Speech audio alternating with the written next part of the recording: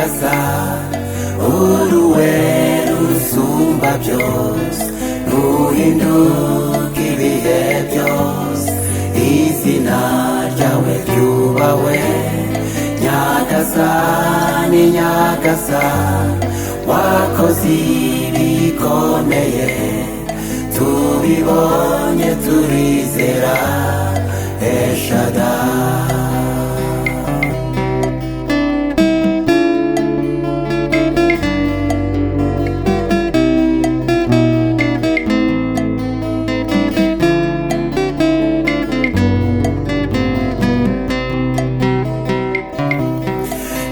Eshadai, Eshadai, Ekamkana Adonai, wakijisha Bisirayeli, ingabo za Farao, ukorinzira mu mazi. Banyeshuri beza cyane nkunda uhoraho yampaye, nongeye kandi kubasuhuza mbifuriza imigisha ituruka ku Uwiteka. Nyuma y'iyi minsi itari mikeya yarishize tudaherukana, Uwiteka ahabwe icyubahiro ibihe byose. Ndabishimiye cyane rero abanyeshuri beza, Uwiteka abagire neza ibihe byose. Muri aka kanya rero nk'uko gahunda yacu isanzwe iteye, tugiye kwicisha bugufi imbere y'Uwiteka maze twongere kumuragiza aka kanya keza tugiye kumara turi kumwe. Urakoze data mwiza kongera none kutugeza muri ka kanya keza cyane, akanya twigiramo ibintu byinshi, akanya uduhuguriramo, akanya uturushirizaho gutuma tumenya iby'urukundo rwawe n'imbabazi zawe ndetse n'ibyo uteganyirije ikiremwa muntu. Ngwino ubane natwe muri aka kanya, ubane n'abanyeshuri beza, ubane na mwarimu, kugira ngo uyu mwanya ntutubere impfabusa, mu izina rya Yesu Kristo, amen. Banyeshuri beza cyane nkunda, Uwiteka ni mwiza, ni mwiza, ni mwiza, ni mwiza. Ni mwiza cyane, ni mwiza cyane. Hahirwa abamwiringira kandi bakamwisunga ibihe byose. Hari hashize agahe tudaherukana, ariko kubw'ubuntu bw'Uwiteka kandi twongeye guhura turi bazima, tugihumeka kubw'ubuntu bw'Umwami wacu Yesu Kristo. Uyu munsi wa none rero, ikiganiro cyacu cy'umunsi wa none ni ikiganiro cyiza cyane. Ni ikiganiro cyiza cyane, cyiza cyane kuko tugiye kungukiramo ibintu tutari tuzi. Ariko uko bucya bukira, Uwiteka agenda duhishurira buke, intambwe ku ntambwe. Agenda twigisha duhishura ibyo tutari tuzi.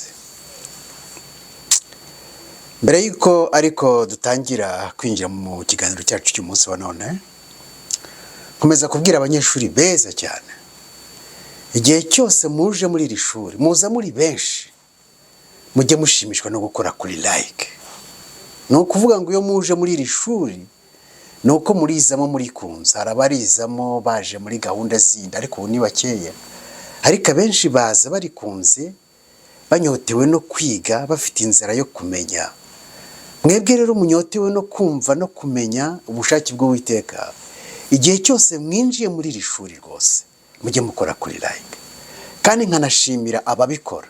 Hari ababikora rwose igihe cyose baryinjiyemo bahita bakora kuri like, ndabibona. Hari ababikora buri gihe.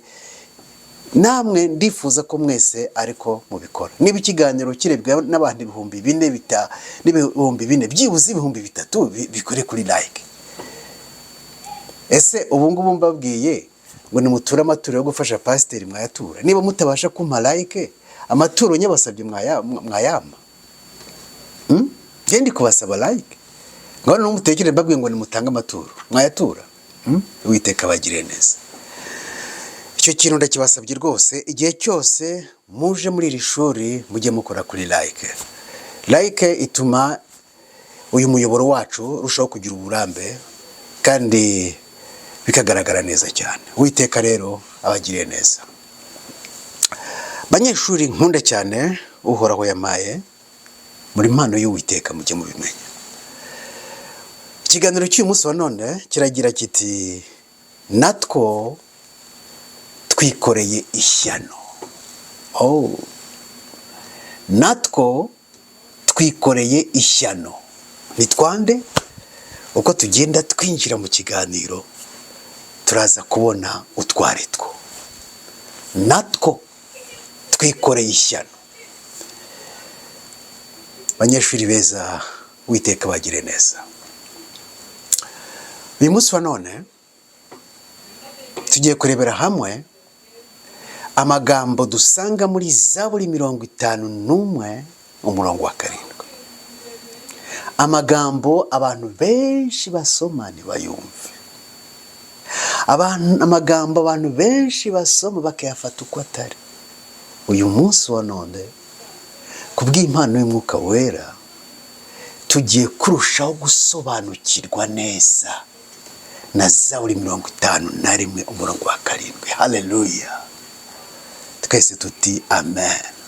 Burya mwari muzi ko ibintu byose igihe kizagera gusenga bizavaho.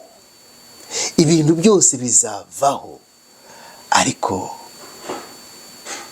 kuririmba bizahoraho iteka ryose. Urukundo ruzahoraho iteka ryose.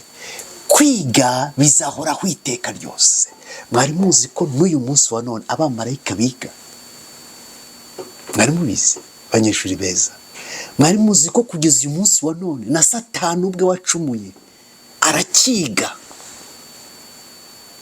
urukundo rw'Imana? Satani ubu azi neza ko Uhoraho ari umunyarukundo bitangaje. Satani azi neza ko yakoze ibyo atakagombye gukora. N'uyu munsi wa none abamarayika bo mu ijuru baturusha ubwenge n'ubuhangange barakiga kandi bazahora biga ibihe byose. Iyi si yacu yabaye ishuri ry'abamarayika bigira mu rukundo rutangaje rw'Uwiteka. Iyi si yacu yabaye ishuri, yabaye kaminuza atari iy'abamarayika gusa, n'andi masi atuwe n'abandi bantu batacumuye nabo bigira kuri iri shuri ari ryo iyi si yacu. Buriya twebwe twigaho duke, buriya twebwe tuziga neza umunsi tuzakurwa muri ubu buzima Satani yadushizemo.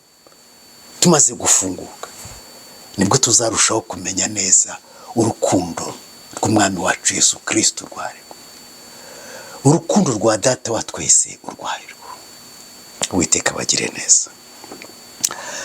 Banyeshuri beza rero, kwiga ni ingenzi cyane kuko tuzahora twiga. No mu isi nshya tuzahora twiga urukundo rw'Uwiteka, imbabazi z'Uwiteka, amaraso Yesu Kristo, tuzahora twiga. Hahirwa rero abiga. Ntabwo Uwiteka akunda injiji. Ntabwo Uwiteka akunda injiji. Niyo mpamvu Uwiteka avuga ati ubwoko bwanjye burarimbutse. Kubera iki? Kutagira ubwenge. Ubwoko bwanjye burarimbutse kubera kutagira ubwenge. Abantu benshi bagiye kurimbuka, bagiye kujya mu muriro wa Satani, wateguriwe Satani n'abe bose kubera kutagira ubwenge. None munyeshuri mwiza, wowe uza muri iri shuri ni ukuba waje gushaka ubwenge. Ndagusaba kandi ndanagusabira kugira ngo igihe turi kwiga, ibyo twiga mujye mubiha agaciro kandi mujye mukurikira. Igihe twaje muri iri shuri ntukarizemo uri no mu bindi bituma udakurikira, ahubwo niba ufata akanya uvuga uti ubu noneho ndatuje, none uzi twige ijambo ry'Uwiteka. Haleluya. Uwiteka kugire neza. Uyu munsi rero tugiye kwiga Zaburi 51 murongo wa 7. Abantu benshi cyane iri somo barifata uko ritari. Abantu benshi cyane bararisoma bakumva ibindi bintu kandi ryo ubwaryo ririsobanuye. Nibyo tugiye kurebera hamwe uyu munsi wa none. Dawidi yaranditse ati ndi umunyabyaha kuva nkivuka. Arongera ati ndi umunyabyaha kuva mama yansama. Si ayo magambo urayumva? Buriya rero hari ukuntu tujya dusoma Bibiliya bikamera nk'ibintu by'umuhango, ariko tutabitekerezaho ngo tunabyibazeho. Ndi kubasaba ngo aya magambo muyatekerezeho. Dawidi ati ndi umunyabyaha kuva nkivuka, ndagahinja ngisohoka mu nda ya mama ndi umunyabyaha. Ndetse usibye no kuva nkiva mu nda ya mama, ahubwo aranavuga ati nkiri no mu nda ndi urusoro, mu nda ya mama ndi urusoro, ndi umunyabyaha. Mama kinsama, intangangabo igihura n'intangangore, ako kanya ndi umunyabyaha. Mbese amagambo urayumva? Mbese wari uzi ko kariya gahinja Dawidi ati ndagahinja ndi umunyabyaha, ndi n'urusoro ndi umunyabyaha. Mbese amagambo urayumva? Uyu munsi wa none Umwuka Wera kugenderera gufasha iri shuri tuze kurirangiza wumva neza Zaburi 51 umurongo wa 7. Kubazi Igifaransa n'Icyongereza nabibashyiriyeho kugira ngo murusheho kubyumva neza. Buriya mu Kinyarwanda njya nkunda gusoma Bibiliya zitandukanye, nagera mu Kinyarwanda nkareba ibintu banditse, ariko baragerageje. Tekereza kugira ngo abantu mu myaka 40-50 yo mu 1950-40 gutyo babashe gusobanura Bibiliya. Bariya Abanyarwanda baragerageje, ariko ab'iki gihe dufite amahirwe menshi, twagombye kurushaho gukosora ibitagenda neza abakurambere bacu bagiye bakora mu bushobozi bari bafite. Niyo mpamvu rero nashizeho mu zindi ndimi mukunze gukoresha, harimo n'Igifaransa, harimo n'Icyongereza. Ababizi muze kubisoma. Noneho hariya mu Gifaransa no mu Cyongereza rero, mu Kinyarwanda cyabyo haravuga ngo dore navukiye mu cyaha kandi mama yansamiye mu gicumuro. Igicumuro ni icyaha, byose ni kimwe.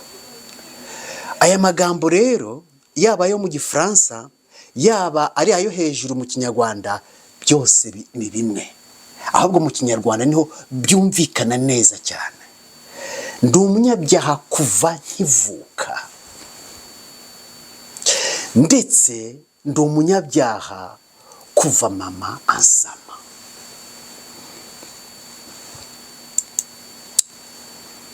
Abantu benshi rero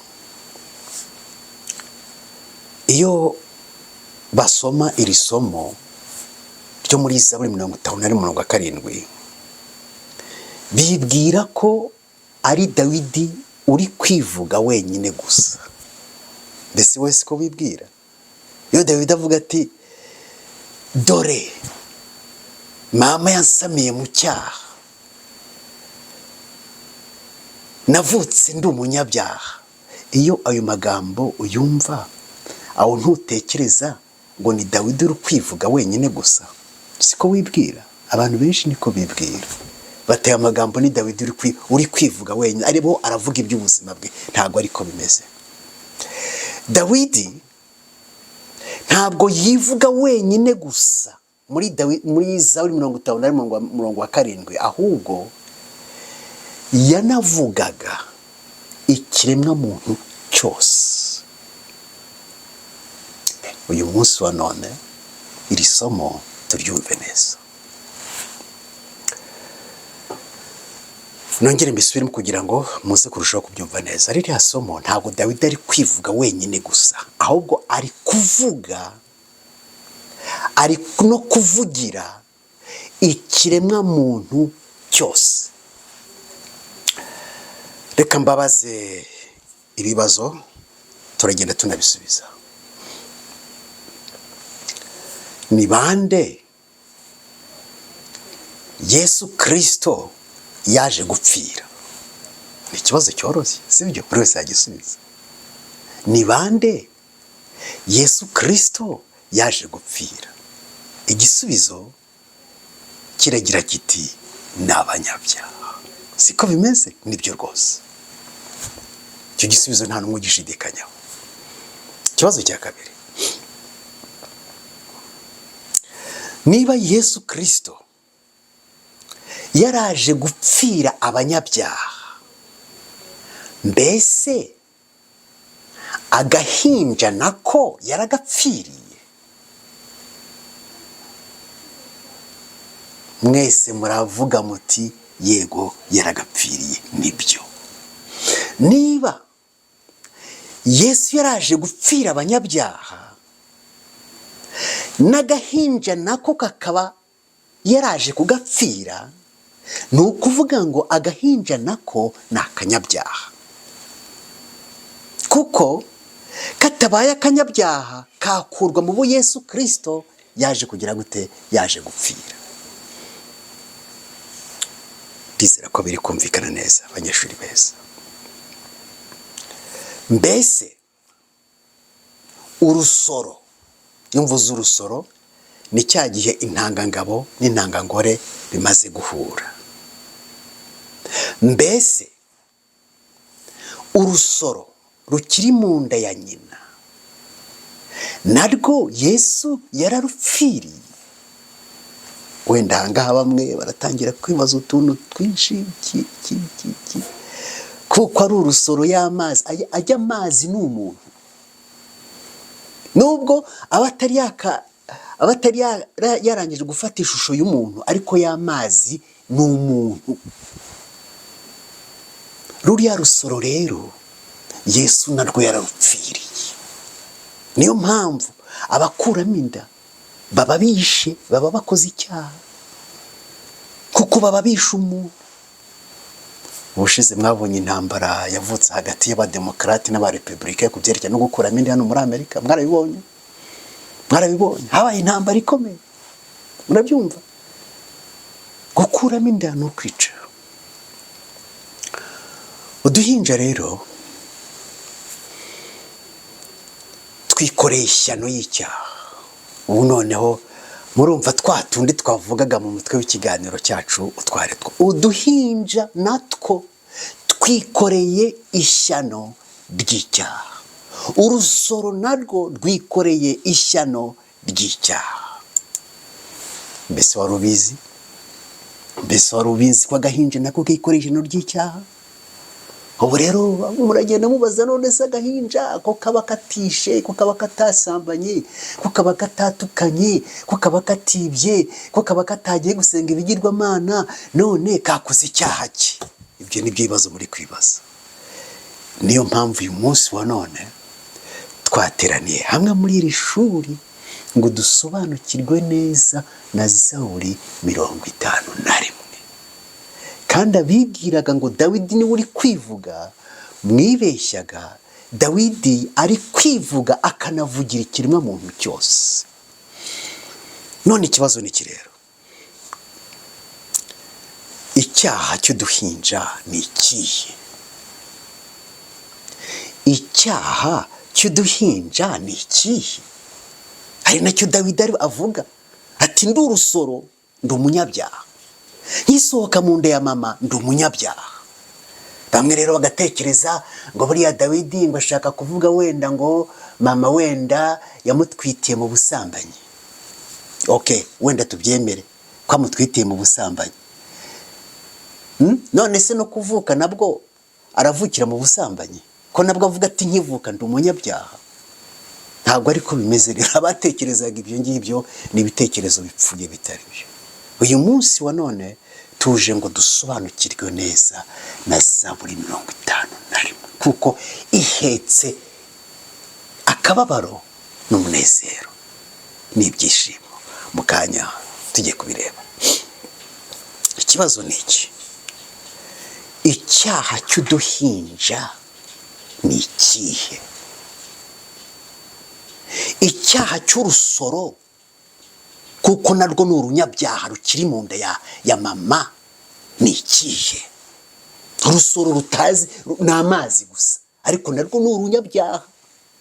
None icyaha cy'urusoro ni ikihe? Icyaha cy'uruhinja ni ikihe? Banyeshuri beza, ndabakunda cyane. Isomo ry'uyu munsi muri agaciro gakomeye cyane. Erega Yesu Kristo yaravuze ngo muzamenya ukuri, kandi ukuri kuzagira gute? Kuzababatura. Hari abantu bamwe ngenganira nabo ubona bashaka Imana vraiment, kubona babikunze, ariko twagira nko ku bintu batumva, Umwuka Wera azansobanurira, Umwuka Wera azaduhishurira. Ese uburyo Umwuka Wera ahishura murakuzi? Uburyo Umwuka Wera adusobanurira murakuzi? Ngo Umwuka Wera, abandi bagategereza ibisubizo mu nzozi. Abategereza ibisubizo mu nzozi muzakomeza mutegereze? Ntabwo ari byo. Ni ukuvuga Umwuka Wera akoresha abantu. Niyo mpamvu mubona ba Eliya babayeho, ba Mose babayeho, ba Aburahamu babayeho, ba Pawulo babayeho. None se mwigize mubona Umwuka Wera aza guhagarara mu kirere ngo aje kwigisha abantu? Ngo Umwuka Wera, iby'Uwiteka tubisanga mu ijambo ry'Uwiteka. By'Uwiteka, Uwiteka yohereza intumwa ze, ibyo tudasobanukiwe Umwuka Wera akabidusobanurira anyuze mu ntumwa ze. Uwiteka kugire neza. Icyaha cy'uduhinja ni ikihe? Mutega amatwi mwumve rero, abanyeshuri beza nkunda cyane. Icyaha cya Adamu nicyo uduhinja twikoreye. Niyo mpamvu agahinja ari akanyabyaha. Mwagize ngo Adamu ntiyadukoreye ishyano? Adamu yadukoreye ishyano rikomeye cyane. Umunsi azazuka akabona ishyano yadukoreye, se agahinda no kazamwicara. Sinzi ko ntabwo kumwica gusa. Umunsi azazuka akabona ishyano yadukoreye, umunsi azazuka akabona abantu amamiliyoni n'amamiliyari bagiye gutwikwana na Satani kubera we, ntabwo nzi ukuntu Adamu azabyitwaramo. Gukina n'akantu k'ubusabusa gusa. Natwe uyu munsi dukina n'utuntu tw'ubusabusa turi gukina, ariko ingaruka zatwo biteye ubwoba. Ingaruka zatwo riteye ubwoba. Murebe nk'umuntu wakinishije kurasa indege ya Habyarimana. Murebe ingaruka yo kurasa indege icyo byatanze. Ntabwo ari abantu bapfuye mu Rwanda gusa kubera n'indege hanuwe, n'abantu bari gupfa muri Kongo miliyoni zirenga 10 na zingahe. Ejo bundi ntabwo mwakurikiye umuvugizi wa Kongo muri UN ari kuvuga ati ikibazo Kongo ifite inkomoko yacyo ni ihanurwa ry'indege ya Habyarimana. Mbese si byo? Nibyo.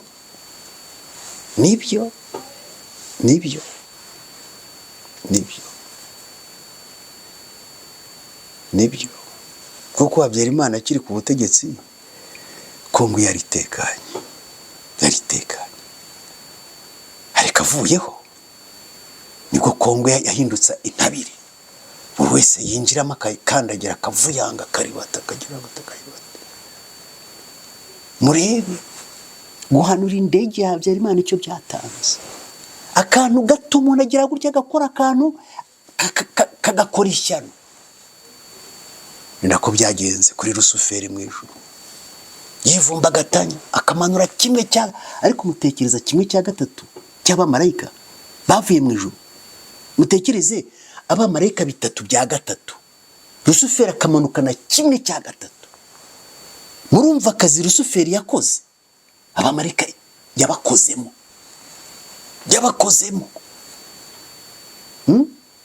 Umuntu umwe agakoresha. Uwiteka bagire neza. Icyaha rero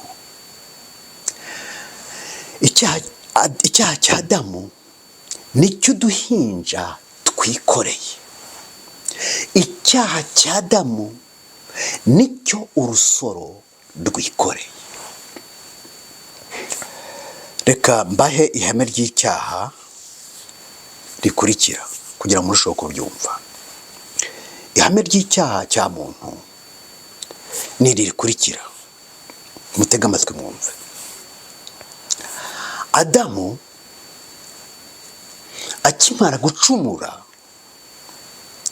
nk'uko ingaruka y'icyaha cye yamugezeho ikanagira ku bamukomokaho bose, ni nako ingaruka yo kwitwa umunyabyaha yamugezeho ikanagera ku bamukomokaho bose, n'uduhinja turimo n'urusoro rurimo, bituma twese twitwa abanyabyaha kubera icyaha cya Adamu.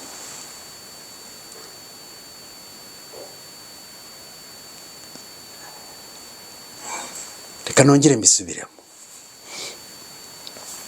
Ndiho ndababwira ihame ry'icyaha cya muntu uko riteye.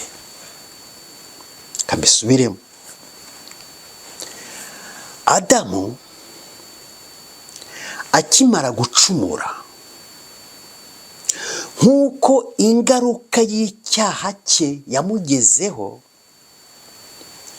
ikanagira ku bamukomokaho bose, natwe turimo n'abazavuka, ni nako ingaruka yo kwitwa umunyabyaha yageze kuri Adamu inagera ku bamukomokaho bose, n'uduhinja turimo n'urusoro rurimo, bituma twese twitwa abanyabyaha kubera icyaha cya Adamu. Buriya ni ukuvuga ngo ariya mategeko 10 Uwiteka yaduhaye, ariya ntabwo ariyo aduhesha agakiza. Ariko icyo nshaka kuvuga si ukuvuga ngo tugomba kuyica, oya. Abica amategeko nta bwami bwo mu ijuru bazabona. Uwicana abayisha itegeko nta bwami bwo mu ijuru azabona. Umusambanyi abayisha itegeko nta bwami bwo mu ijuru azabona. Usenga ibigirwamana, abana basuzugura ababyeyi, abavuga ibinyoma, abantu bose bica amategeko nta bwami bwo mu ijuru bazabona. Ariko icyo nshaka kuvuga ni iki? Ni ukuvuga ngo icyaha cyatuzingiye muri prison, kikanatuma Yesu Kristo aza kudukura muri prison. Icyo cyaha ni kiriya Adamu yari amaze gukora. Ni ukuvuga ngo Adamu akimara gukora icyaha, nta n'umwe mu bagombaga kumukomokaho n'umwe washoboraga kubona agakiza ku giti cye. Abakomokaga kuri Adamu bose, kuva Adamu agicumura, twagombaga kubona agakiza ari uko tubonye umukiza. Kuva Adamu agira gute agicumura, ntabwo twandikiwe umucunguzi kubera ko twishe amategeko, kubera ko turi kwica amategeko 10, oya. Twandikiwe umucunguzi, twagabiwe umucunguzi, twarazwe umucunguzi, ari uko Adamu yari amaze kwica itegeko yari yahawe.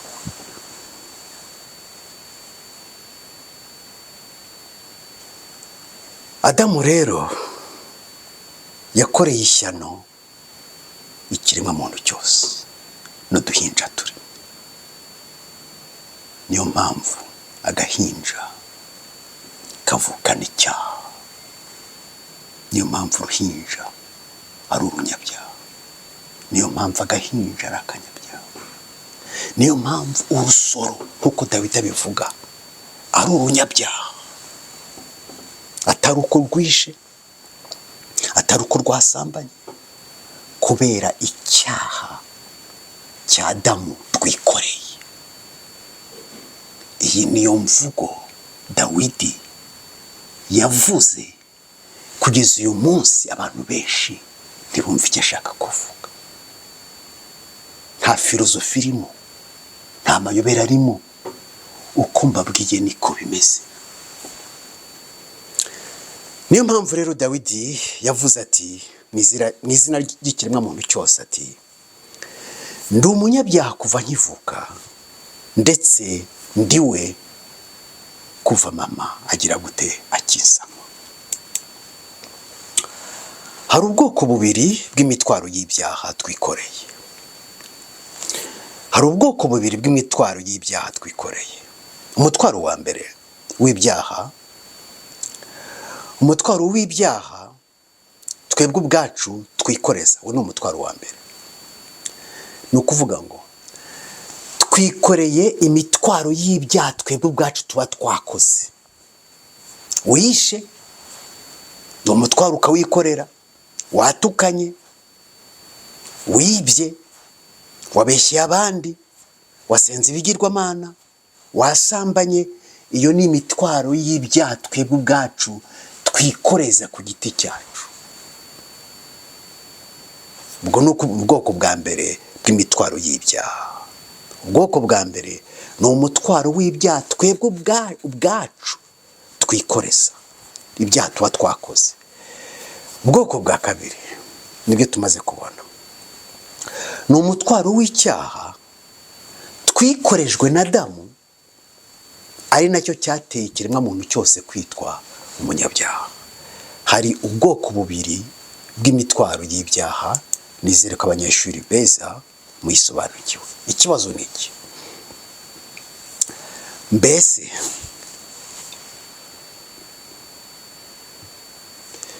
Mbese umutwaro w'icyaha Adamu yikoreje ikiremwamuntu cyose, n'uduhinja turimo, n'isoro mu nda y'abamama turimo, iyo mitwaro twarayituwe cyangwa turacyayikoreye? Umutwaro w'ibyaha Adamu yatwikoreje n'umutwaro w'ibyaha twebwe ubwacu twikoreje, iyo mitwaro twarayituwe cyangwa n'ubu turacyayikoreye? Tugiye kureba igisubizo. Mbere y'uko tuganira ku gisubizo cy'ibibazo, niba umutwaro Adamu yadukoreje twarawutuwe cyangwa se niba tukiwuhetse, niba ibyaha twebwe ubwacu twishyize ku mutwe twarabituwe cyangwa niba tukibihetse, ngiye kubanza kubashyiriramo indirimbo irabafasha kurushaho kumva neza igisubizo tugiye kubona. Ntimugende banyeshuri beza, mukurikire indirimbo ngiye kubashyiriramo, muyirangize, ndaza kugaruka dukomeze ikiganiro cyacu, ikiganiro cyiza cyane.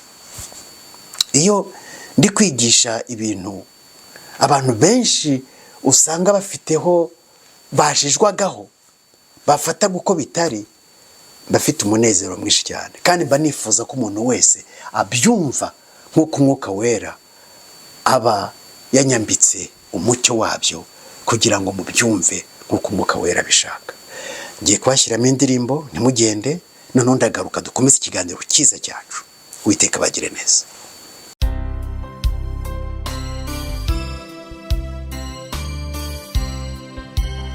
Iteka nagendaga ndemerewe n'ibyaha, ntihagire ikibasha kumara umubabaro. Ndashima umusaraba, ndashima yava nziza, ariko cyane cyane ndashima umwami Yesu, kugeza ubwo nageze ahantu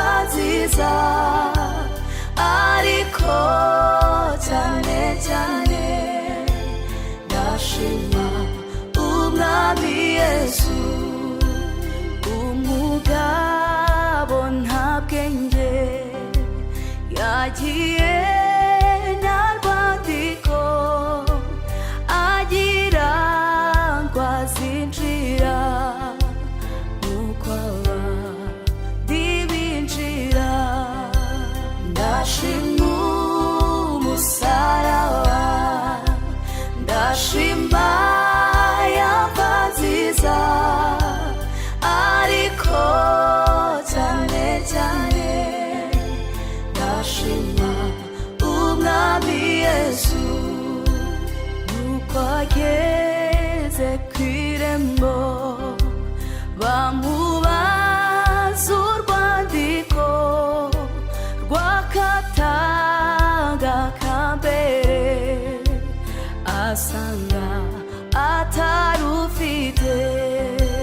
Ndashima umusaraba, ndashima yava nziza, ariko cyane cyane ndashima umwami Yesu.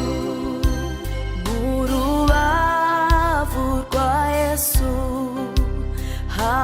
havuyemo amaraso y'uruzi rw'ubugingo, yoza umutima wanjye. Ndashima umusaraba, ndashima yava nziza, ariko cyane cyane ndashima umwami Yesu. Gira umwete winjire mu maraso ya Yesu, uzashiraho inenge mu mutima wanduye. Ndashima umusaraba, ndashima yava nziza, ariko cyane cyane ndashima umwami Yesu.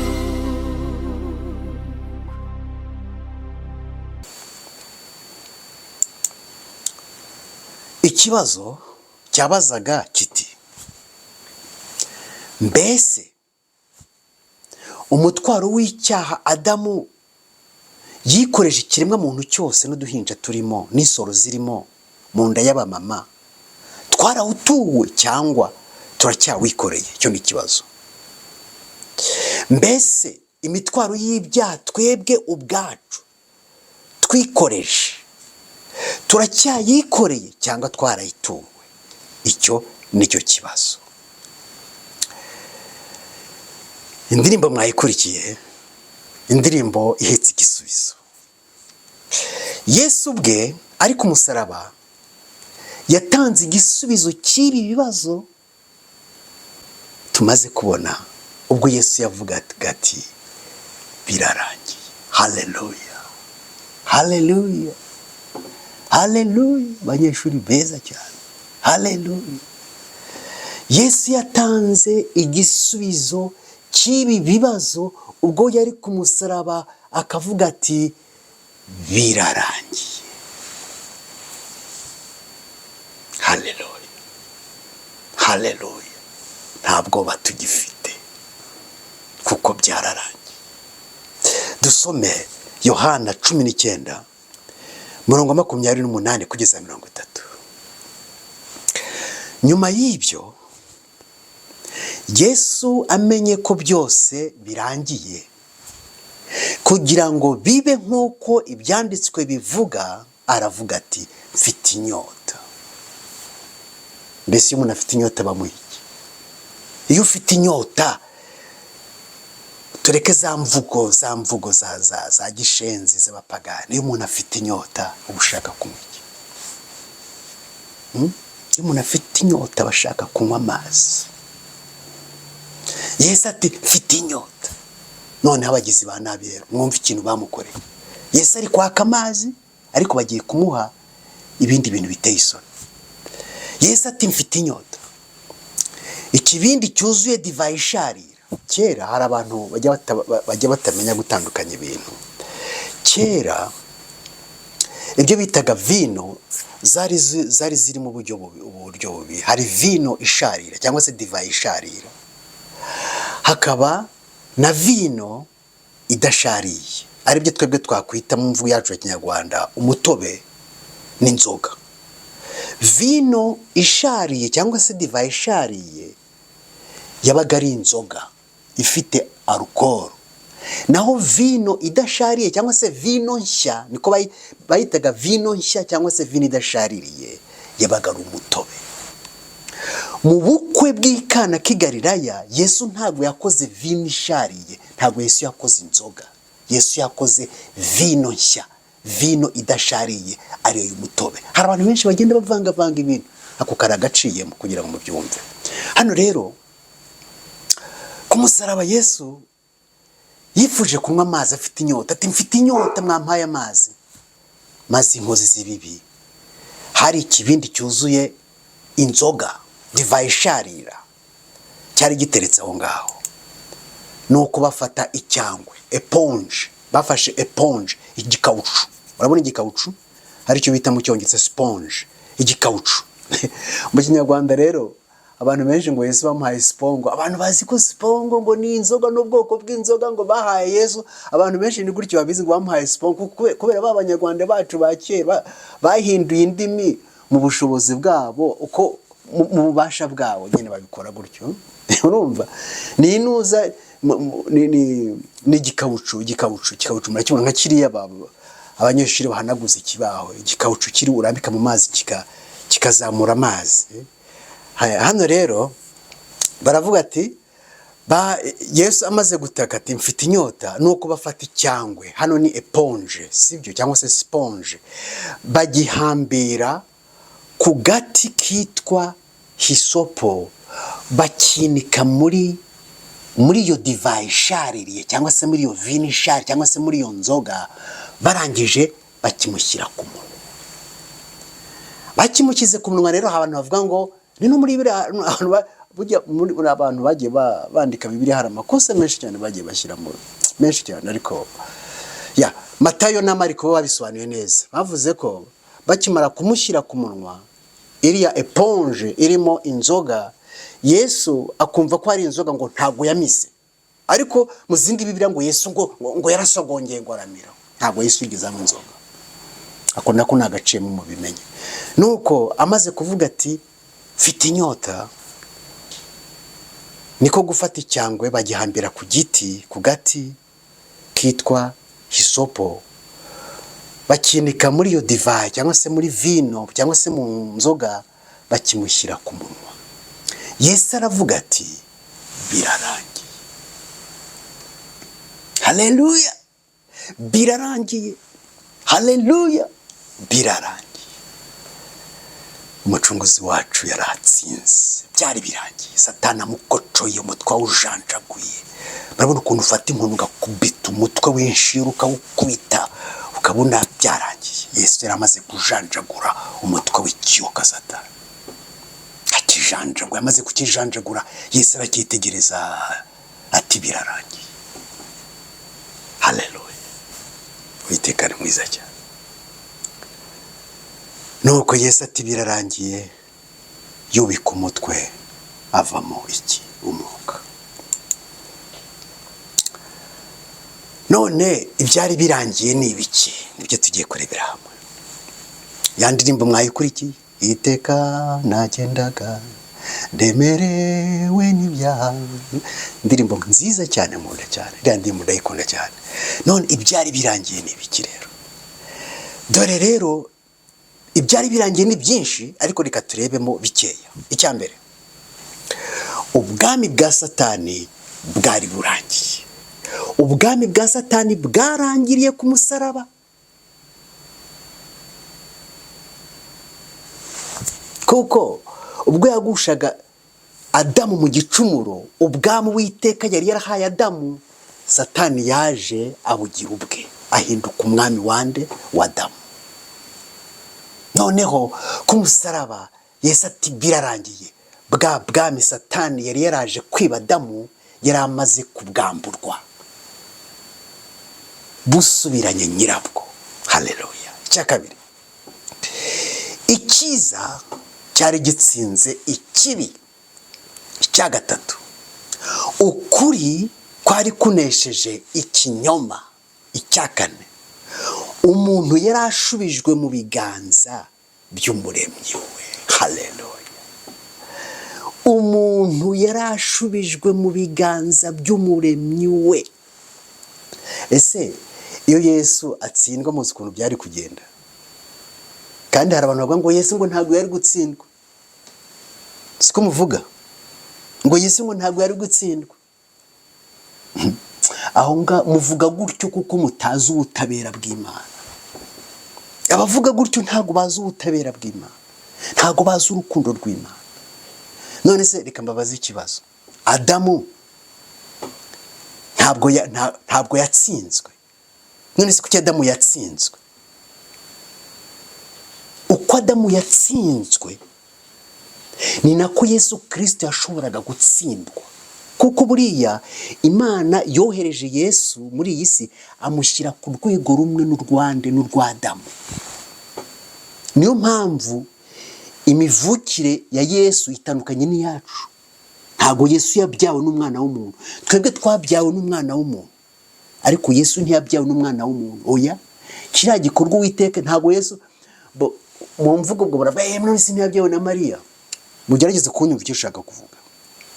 Kugira ngo umuntu abeho, intangangabo n'intangangore bigomba guhura. Ku muntu wese uri muri iyi si ni gutyo twabayeho, ariko kuri Yesu ntabwo ariko byagenze. Nicyo nshaka kuvuga. Ntabwo Yesu yabayeho bitewe n'uko intanga ya Yosefu yahuye n'intanga ya Mariya, ntabwo ariko bimeze. Ntabwo rero kubaho kwa Yesu muri iyi si gutandukanye no kubaho kwacu. Yesu yavuye directement ku Mana, nkuko Adamu nawe yavuye directement ku Mana.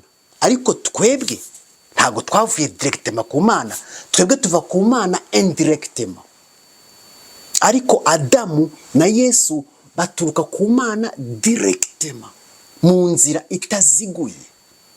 Ariko twebwe tuva ku Mana mu nzira iziguye.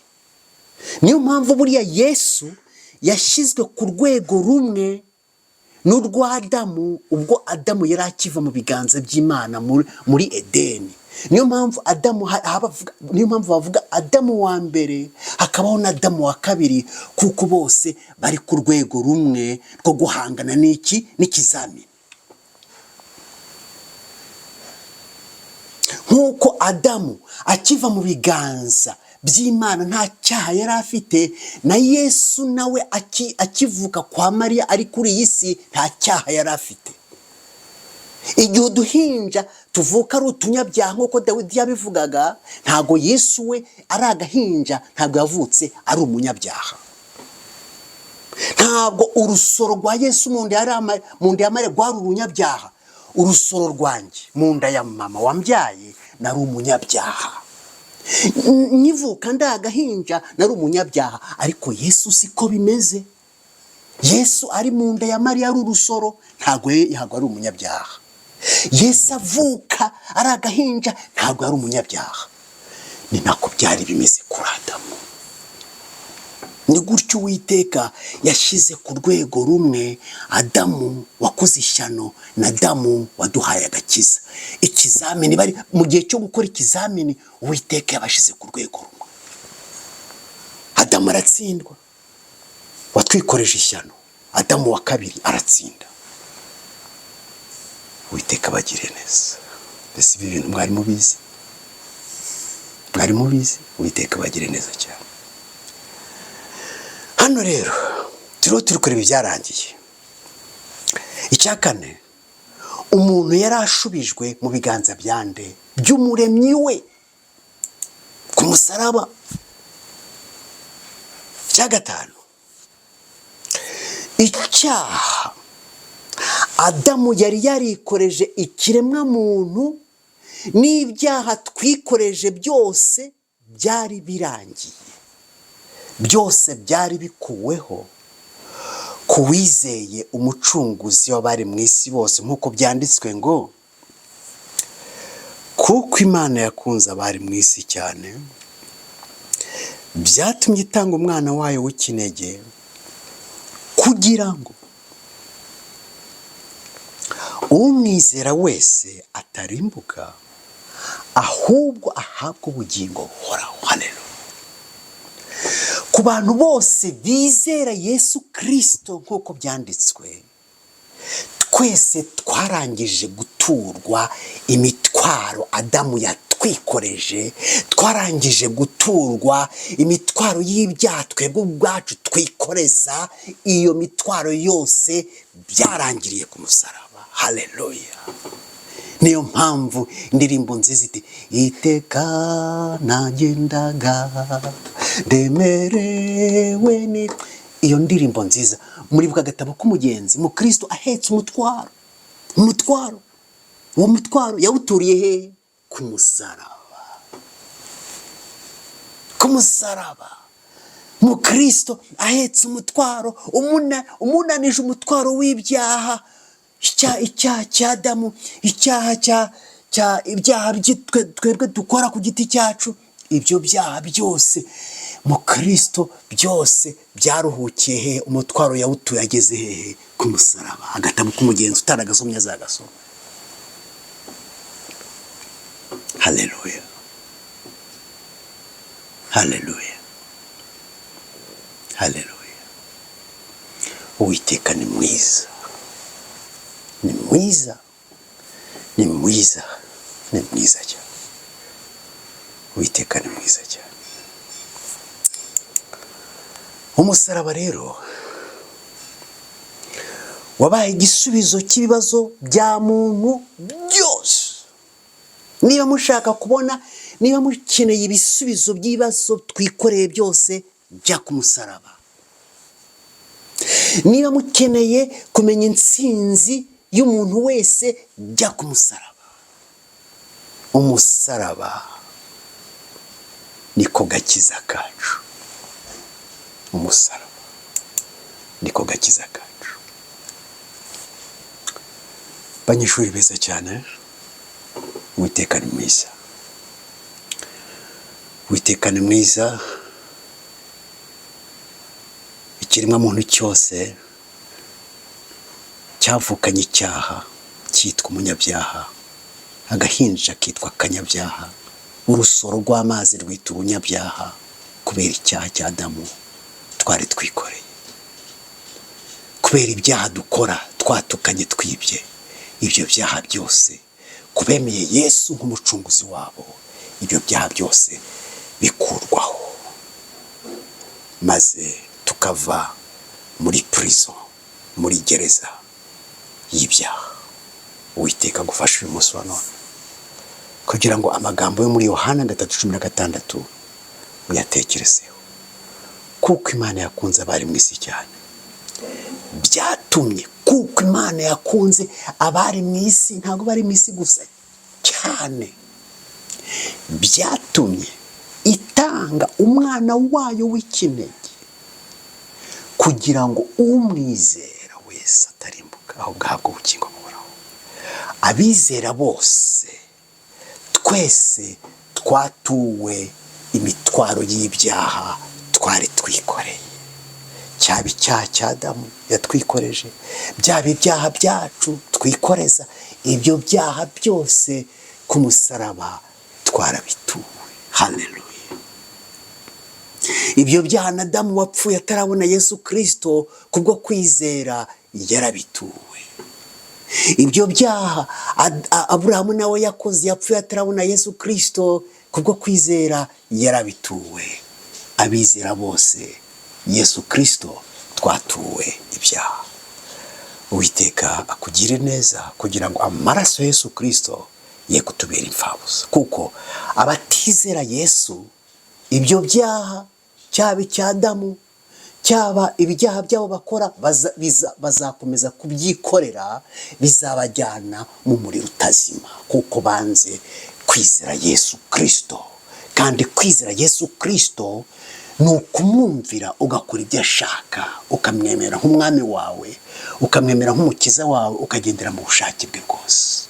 Abatamwizera bazakomeza kwikorera iyo mitwaro, ariko abamwiringira iyo mitwaro twayikuweho.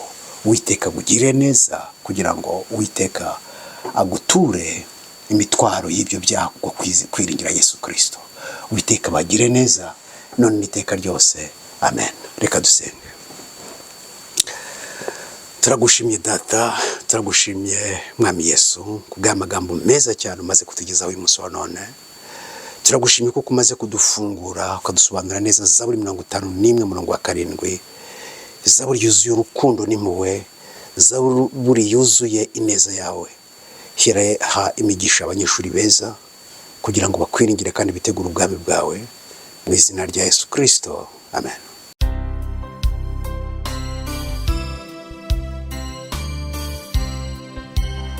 iteka nagendaga ndemerewe n'ibyaha, ntiyagira ikibasha kumara umubabaro. Ndashima umusaraba, ndashima yapfa nziza, ariko cyane cyane ndashima umwami Yesu, kugeza ubwo nageze ahantu heza cyane hagiriye umumaro, ntazibagirwa ukundi. Ndashima umusaraba, ndashima yapfa nziza, ariko cyane cyane ndashima umwami Yesu. Iri ni itangiriro ry'umunezero wanjye, aha ni umutwaro wambuye ku mugongo. Ndashima umusaraba, ndashima yapfa nziza, ariko cyane cyane ndashima umwami Yesu, ku musaraba mwiza niho umuntu abonera abagabo batatu bakamuhumuriza. Ndashima umusaraba, ndashima yapfa nziza, ariko cyane cyane ndashima umwami Yesu, ku musaraba mwiza niho umuntu abonera urwandiko rw'ijuru rutari urw'itorero. Ndashima umusaraba, ndashima yapfa nziza, ariko cyane cyane ndashima umwami Yesu. Umugabo nta bwenge yagiye nta rwandiko agira ngo azinjira nuko abandi binjira. Ndashima umusaraba, ndashima yapfa nziza, ariko